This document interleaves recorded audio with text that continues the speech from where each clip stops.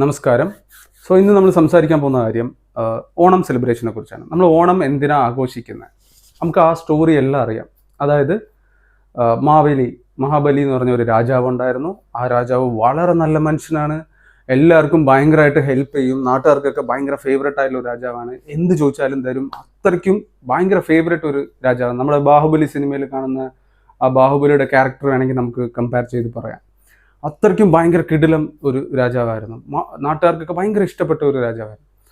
ആ രാജാവിനെ ടെസ്റ്റ് ചെയ്യാൻ വേണ്ടി വിഷ്ണു എന്ന് പറഞ്ഞ ദൈവം വാമനൻ അവതാരത്തിൽ വന്ന് ടെസ്റ്റ് ചെയ്യുകയാണ്. എനിക്ക് 3 അടി മണ്ണ് വേണം, എനിക്ക് അപ്പോൾ പുള്ളി തരാമെന്ന് പറയുമ്പോഴത്തേക്ക് വലുതാവുന്നു, ലോകത്തിൽ കാലുവെക്കുന്നു, അവിടെ കാലുവെക്കുന്നു. അവസാനം മൂന്നാമത്തെ സ്ഥലം തികയുന്നില്ല 3 അടി മണ്ണിന്. അവസാനം എൻ്റെ തലയിൽ വെച്ചു എന്ന് പറയുന്നു. തലയിൽ വെക്കുന്നു, മണ്ണിൻ്റെ അടിയിൽ ആ രാജാവ് പോകുന്നു. ഇതാണ് സ്റ്റോറി. ഇപ്പം ഇങ്ങനൊരു സ്റ്റോറി നിങ്ങളൊന്ന് ആലോചിച്ച് നോക്കുക. ഇപ്പോഴത്തെ കാലഘട്ടത്തിൽ ഇങ്ങനൊരു സിനിമ ഇറങ്ങിയാൽ നമ്മൾ ലോജിക്ക് എന്തോരം കാര്യങ്ങൾ പറയും. ഈവൻ സിനിമ ഇപ്പം കണ്ടിട്ട് ലോജിക്ക് ഇല്ല എന്ന് പറയുന്ന ആൾക്കാർ പോലും ഈ ഓണം സെലിബ്രേറ്റ് ചെയ്യുന്നത് ഈ ഒരു റീസൺ കാരണമാണ്, അല്ലേ? അപ്പം എന്തൊരു മണ്ടത്തരവാ പറയുന്നത്. കാരണം ഈ ഒരു സ്റ്റോറി ടോട്ടലി ബ്ലണ്ടറാണ്, തെറ്റാണ്. ഇതൊക്കെ സ്റ്റോറി ആയിട്ട് പറഞ്ഞ് നമ്മളെയൊക്കെ മാനിപ്പുലേറ്റ് ചെയ്ത് വെച്ചിരിക്കുന്നതാണ് ശരിക്കും. ഇത് മാത്രമല്ല, ഈ ഓണം സെലിബ്രേഷൻ മാത്രമല്ല ഞാൻ പറയുന്നത്. ഇപ്പോൾ ദീപാവലി സെലിബ്രേഷൻ എടുത്താലും, നരകാസുരൻ്റെ കഥ പറഞ്ഞാലും ശരി, നമ്മൾ രാമായണം കേട്ടാലും ശരി, മഹാഭാരതം കേട്ടാലും ശരി, ഇതെല്ലാം സ്റ്റോറിയാണ്. ഇതൊക്കെ ശരിക്കും നടന്നിട്ടുള്ള ഒരു കാര്യമേ അല്ല. പക്ഷേ ഇതിലുള്ള ഓരോ ക്യാരക്ടേഴ്സും ഉള്ളതാണ്. അങ്ങനെ ഒരു ക്യാരക്ടേഴ്സ് ജീവിച്ചിട്ടുണ്ടായിരുന്നു. ഇപ്പോൾ വിഷ്ണു ആയാലും ശരി, രാമനായാലും ശരി, മുരുകനായാലും ശരി, ഇങ്ങനെ ഒരു ക്യാരക്ടേഴ്സ് ഉണ്ടായിരുന്നു. ശിവൻ എന്ന് പറഞ്ഞ ദൈവം മാത്രമേ ഉള്ളൂ. അങ്ങനെ ഒരു ക്യാരക്ടർ ഇതുവരെ ലോകത്ത് ഒരു സ്റ്റോറിയിലും പറഞ്ഞിട്ടുള്ള അങ്ങനെ ഒരു ക്യാരക്ടർ ഇല്ല. അത് ഞാൻ പിന്നീട് പറയാം. ഓക്കെ, അപ്പോൾ ഇങ്ങനെയാണ് ഓണം സെലിബ്രേഷൻ്റെ സ്റ്റോറി. ഇതാണ്. അപ്പോൾ ഇങ്ങനെ ഒരു സ്റ്റോറി ബിൽഡ് ചെയ്തിട്ട് ഇത്രയും നല്ല ഒരു രാജാവ്, മഹാബലി എന്ന് പറഞ്ഞ ഒരു കിടില രാജാവിനെ ടെസ്റ്റ് ചെയ്യാൻ വേണ്ടി ദൈവം വരേണ്ട കാര്യമുണ്ടോ? ഒന്ന് ആലോചിച്ച് നോക്ക്. സാധാരണ ദൈവം വന്ന് ടെസ്റ്റ് ചെയ്യേണ്ട കാര്യമില്ല. കാരണം പുള്ളി ഓൾറെഡി നല്ലതാണ് ചെയ്യുന്നത്. എല്ലാവർക്കും ഭയങ്കര ഇഷ്ടപ്പെട്ട ഒരു രാജാവാണ്. പുള്ളിയെ ടെസ്റ്റ് ചെയ്യാൻ വേണ്ടി ഒരു അവതാരം എടുത്ത് വരേണ്ട കാര്യമില്ല. അതിൽ തന്നെ നമുക്ക് അറിയാൻ പറ്റും ഇത് ഭയങ്കര ഒരു ഫൂളിഷ്നെസ് ആണെന്ന്, അല്ലേ? അപ്പോൾ ഈ ഒരു സ്റ്റോറി എവിടെ നിന്നാണ് വന്നത്? ഇനി ഫസ്റ്റ് ഓഫ് ഓൾ, ഈ ഓണം സെലിബ്രേഷൻ കേരളത്തിൻ്റെതാണോ എന്ന് ചോദിച്ചു കഴിഞ്ഞാൽ ശരിക്കും ഇല്ല. കേരളത്തിൻ്റെ മാത്രമാണോ എന്ന് ചോദിച്ചാൽ ഇല്ല. കാരണം ഓണം സെലിബ്രേഷൻ പണ്ടത്തെ കാലത്ത് സെലിബ്രേറ്റ് ചെയ്ത് തുടങ്ങിയത് തമിഴ്നാട്ടുകാരാണ്. തമിഴ്നാട് ഞാൻ പറയുന്നത് അന്നത്തെ കാലത്ത് സേര, ചോഴ, പാണ്ഡ്യ എന്ന് പറഞ്ഞ 3 ഇതുണ്ടായിരുന്നല്ലോ. അതിൽ പാണ്ഡ്യ നാട്ടിൽ അവിടുത്തെ ഒരു സെലിബ്രേഷൻ ആയിരുന്നു ഈ ഓണം എന്ന് പറയുന്നത്. ഈവൻ അന്ന് കേരളം എന്ന് പറഞ്ഞ സംഭവം ഇൻവെൻറ്റ് ചെയ്തിട്ടില്ല ശരിക്കും പറഞ്ഞാൽ. അന്ന് മലയാളം സംസാരിച്ച് പോലും തുടങ്ങിയിട്ടില്ല. ഓക്കെ, അന്ന് നമ്മൾ ചേരനാടാണ്. നമ്മൾ ചേരനാടും തമിഴ്നാട് പാണ്ഡ്യ നാടുമായിരുന്നു. അപ്പോൾ അന്നത്തെ കാലത്ത് മഹാബലി എന്ന് പറഞ്ഞ ഒരു രാജാവ് ഉണ്ടായിരുന്നു. അതായത് ഈ മഹാബലി എന്ന് പറഞ്ഞ രാജാവിന് ഇനിയൊരു പേരുണ്ട്, അതാണ് വിഷ്ണു. ഇപ്പം നിങ്ങൾക്ക് കൺഫ്യൂഷൻ ഉണ്ടാവും, മഹാബലിയാണോ വിഷ്ണു എന്ന് ചോദിച്ചു കഴിഞ്ഞാൽ അതെ, മഹാബലി എന്ന് പറഞ്ഞ രാജാവിൻ്റെ ഇനിയൊരു പേരാണ് വിഷ്ണു എന്ന് പറയുന്നത്. ഓക്കെ, അപ്പോൾ ആ മഹാബലി ആ ഒരു കിങ്ങിൻ്റെ ബർത്ത്ഡേ ആണ് നമ്മളല്ല തമിഴ്നാട്ടുകാർ ഓണമായിട്ട്, പാണ്ഡ്യ നാട്ടുകാർ ഓണമായിട്ട് സെലിബ്രേറ്റ് ചെയ്തുകൊണ്ടിരുന്നത്. കാരണം ഇത്രയും നല്ലതായ ഒരു മനുഷ്യൻ ആ സമയം പുള്ളിയുടെ ബർത്ത്ഡേക്ക് പുള്ളി എല്ലാവർക്കും ഫീസ്റ്റ് വെക്കും. അതാണ് സദ്യ. നമ്മളിപ്പോൾ ഉണ്ടുന്ന സദ്യ ഉണ്ടല്ലോ. കാരണം അന്നത്തെ കാലത്ത് ഭക്ഷണം കിട്ടുന്നതെന്ന് പറഞ്ഞാൽ, ഇത്രയും കിടിലമായിട്ടുള്ള ഒരു സദ്യ കിട്ടുന്നതെന്ന് വെച്ചാൽ ഭയങ്കര പാടാണ്. കാരണം എല്ലാവരും അത്രയും കാശുകാരൊന്നും അല്ല നാട്ടുകാരൊക്കെ. കാരണം അവരൊക്കെ അന്നന്ന് ജോലി ചെയ്ത് അങ്ങനെ ജീവിച്ച് ഭക്ഷണം കിട്ടുന്നതൊക്കെ നമ്മൾ ഇപ്പോഴത്തെ കാലത്തെ പോലെ 3 നേരം ഫുഡൊന്നും കഴിക്കത്തില്ല. 1 നേരമോ 2 നേരമോ ഫുഡ് കഴിക്കത്തില്ല. കാരണം നമ്മൾ ഹണ്ടിങ്ങിൻ്റെ, അതായത് പണ്ടത്തെ ഗുഹയിൽ ജീവിച്ചിരുന്ന ആൾക്കാരുടെ ആ കാലഘട്ടം കഴിഞ്ഞിട്ടുള്ള ഒരു കാലഘട്ടമായിരുന്നു ഇത്. ഓക്കെ, അപ്പോൾ രാജാവ് മറ്റേ കൃഷിയും ഇതൊക്കെ വെച്ചിരിക്കും. അതിൽ പോയി ജോലി ചെയ്ത് അതിൽ കിട്ടുന്ന കുറച്ച് അരിയും ഇതൊക്കെ വെജിറ്റബിൾസ് ഒക്കെ വെച്ചിട്ടാണ് ജീവിച്ചിരുന്നത്. അപ്പോൾ 3 നേരം ഒന്നും കഴിക്കത്തില്ല. നല്ല ഭക്ഷണങ്ങളൊക്കെ കിട്ടുന്നത് വളരെ കുറവായിരുന്നു. അപ്പോൾ വർഷത്തിൽ ഒരിക്കൽ രാജാവിൻ്റെ ബർത്ത്ഡേയുടെ അന്ന് എല്ലാവർക്കും നല്ല രീതിയിൽ സദ്യ വിളമ്പി ഭയങ്കര സെലിബ്രേറ്റ് ചെയ്യും. അതും ഇത്രയും നല്ല രാജാവാകുമ്പോഴത്തേക്ക് ആൾക്കാർക്കും ഭയങ്കര ഇഷ്ടമായിരുന്നു. അപ്പോൾ അവരെന്താവും, വീട്ടിൽ തന്നെ നല്ല രീതിയിൽ അന്നത്തെ ദിവസം ഫുഡൊക്കെ വെച്ച് സെലിബ്രേറ്റ് ചെയ്ത് അങ്ങനെയായിരുന്നു പിന്നീട് അത് ഓണം സെലിബ്രേഷൻ എന്ന് പറഞ്ഞ ഒരു ഇതിലായത്. ഓക്കെ, അപ്പോൾ ഇപ്പോൾ നിങ്ങൾക്ക് ഈ സ്റ്റോറി മനസ്സിലായല്ലോ. അതായത് മഹാബലി എന്ന് പറഞ്ഞ ഒരു രാജാവ് ഉണ്ടായിരുന്നു. ആ പുള്ളി തന്നെയാണ് വിഷ്ണു എന്ന് പറയുന്നത്.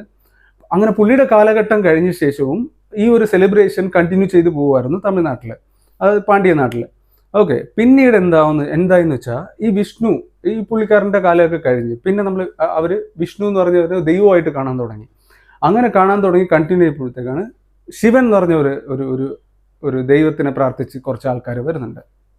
അങ്ങനെ ശിവന്റെ ആരാധകർ നോൺ വെജ് ആവും, ഇത് വെജും. ഈ വെജ് നോൺ വെജ് തമ്മിൽ ഒരു ചെറിയൊരു ക്ലാഷും അടിയും ഒക്കെ ഉണ്ടായ സമയത്ത് ഈ പാണ്ഡ്യൻ നാട്ടിൽ ഈ ഒരു സെലിബ്രേഷൻ പാടില്ല എന്നുള്ള രീതിയിൽ ഭയങ്കര അവിടെ ഒരു ക്ലാഷ് ഒക്കെ ഉണ്ടായി. അങ്ങനെ അവിടെ ആ സെലിബ്രേഷൻ നിന്നുപോയി. പിന്നെയാണ് ചേരനാട്ടിൽ, നമ്മുടെ കേരളം പിന്നീട് കേരളമായി, ആ സെലിബ്രേഷൻ കണ്ടിന്യൂ ചെയ്യുന്ന കുറച്ച് ആൾക്കാരുണ്ടായിരുന്നു, ഈ കാട്ടിലൊക്കെ ജീവിച്ച ആൾക്കാർ.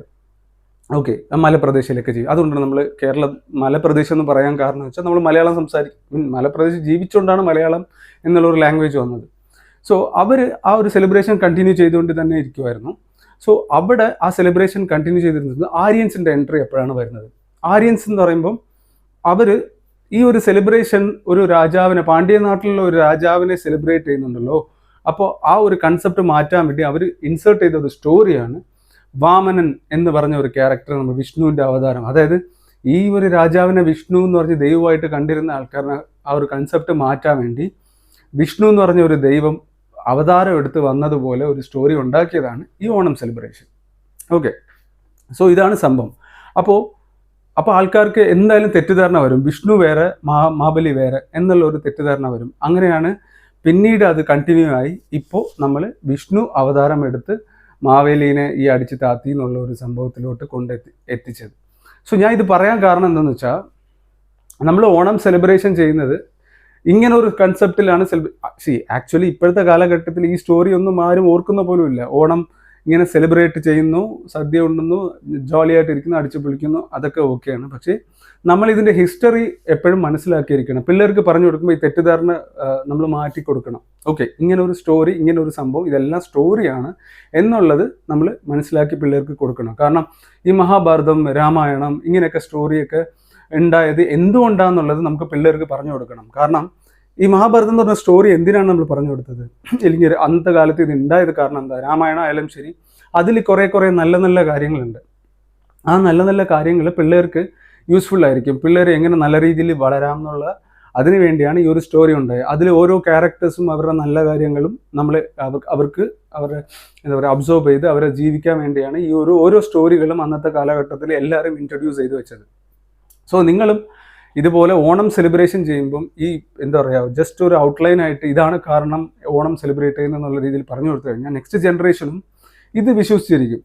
സോ നമ്മൾ അത് ഒരിക്കലും ചെയ്യാൻ പാടില്ല. കാരണം അന്നത്തെ കാലഘട്ടം വേറെ, ഇന്നത്തെ കാലഘട്ടം വേറെ. കാരണം അന്നത്തെ കാലഘട്ടത്തിൽ ഇങ്ങനത്തെ എന്തെങ്കിലും കഥകൾ പറഞ്ഞാൽ മാത്രമേ ആൾക്കാർ അല്ലെങ്കിൽ പിള്ളേർ അത് മനസ്സിലാക്കി ജീവിക്കത്തുള്ളൂ. പക്ഷേ ഇപ്പം അങ്ങനെയൊന്നുമില്ല. ഇപ്പം നമ്മൾ കുറച്ചും കൂടെ വാസ്റ്റ് ഡെവലപ്മെൻറ്റ് ആയതുകൊണ്ട് നമ്മൾ സ്റ്റോറിയുടെ കൺസെപ്റ്റൊക്കെ മാറ്റിയിട്ട് നമുക്ക് നല്ല കാര്യം പറഞ്ഞു കൊടുക്കാം അവർക്ക്. ഇതാണ് സംഭവം, ഇതാണ് സത്യം എന്നുള്ള കാര്യങ്ങളൊക്കെ. സോ ദീപാവലി, ഓണം സെലിബ്രേഷൻ, ഇതുപോലെ എന്തൊക്കെ സെലിബ്രേഷൻ ഉണ്ടോ അതിനുള്ള സ്റ്റോറി വരുന്നതും മഹാഭാരതം, രാമായണം ഇങ്ങനത്തെ എല്ലാ കാര്യങ്ങളും ശരിക്കും പറഞ്ഞാൽ ഉണ്ടാക്കിയ ഒരു സ്റ്റോറിയാണെന്നുള്ളത് എപ്പോഴും മൈൻഡിൽ വേണം.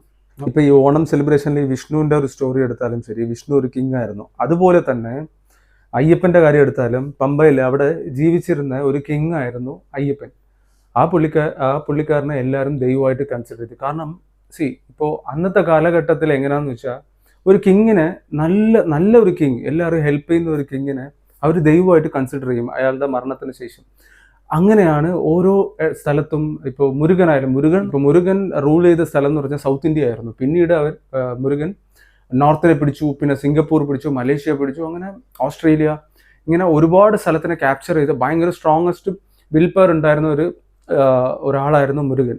സോ അന്നത്തെ കാലഘട്ടം എന്ന് വെച്ചാൽ ഇതുപോലത്തെ കിങ്സിനെ ഭയങ്കരമായിട്ട് ആൾക്കാരുമായിട്ട് ഭയങ്കര സ്നേഹമായിട്ട് ഇരിക്കുന്ന, ഭയങ്കര ഹെൽപ്പ് ചെയ്യുന്ന ഇങ്ങനത്തെ കിങ്ങിനെ അവരുടെ കാലഘട്ടത്തിന് ശേഷം അവർ കിങ് ആയിട്ട് അവർ കൺസിഡർ ചെയ്യും.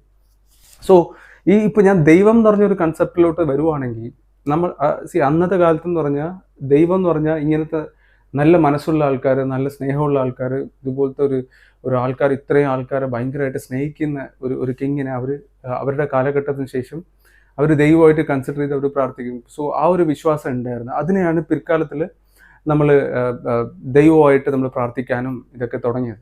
ഓക്കെ, ഇതിൽ ഞാൻ ദൈവവിശ്വാസം ഇല്ലാത്ത ഇതിനൊന്നും ഞാൻ രണ്ടിനും എതിരല്ല. ദൈവവിശ്വാസം ഉണ്ടെങ്കിലും തെറ്റില്ല, ദൈവവിശ്വാസം ഇല്ലെങ്കിലും തെറ്റില്ല. ബട്ട് സ്റ്റിൽ നമ്മളൊരു വിശ്വാസം നമുക്ക് ഉണ്ടെങ്കിൽ അത് നമുക്ക് ഭയങ്കര നല്ലതാണ്. കാരണം ഒരു ദൈവവിശ്വാസം ഇല്ലാത്ത ആൾക്കാർ തെറ്റ് ചെയ്യാനും മടിക്കില്ല.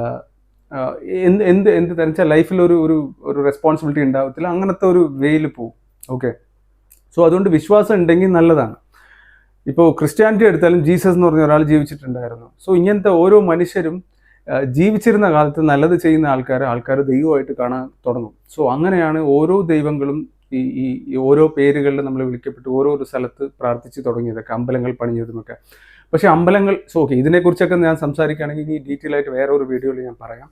എങ്ങനെയാണ് ഈ ദൈവം എന്ന് പറഞ്ഞൊരു കൺസെപ്റ്റ് വന്നത്, ഇതിന് മുന്നേ, അതായത് ഈ പ്രതിഷ്ഠ വെച്ചിട്ട് നമ്മൾ പ്രാർത്ഥിക്കുന്നതിന് മുന്നേ എങ്ങനെയാണ് ആൾക്കാർ പ്രാർത്ഥിച്ചിരുന്നത്, ഇത് വരാൻ കാരണം എന്താണ്, ഇതൊക്കെ ഞാൻ ഡീറ്റെയിൽ ആയിട്ട് ഇനി ഒരു വീഡിയോയിൽ പറയാം. അപ്പോൾ എന്തായാലും ഓണത്തിൻ്റെ കൺസെപ്റ്റ് നിങ്ങൾക്ക് മനസ്സിലായെന്ന് എനിക്ക് തോന്നുന്നു. ഓക്കെ, അപ്പോൾ അടുത്ത വീഡിയോ കാണാം.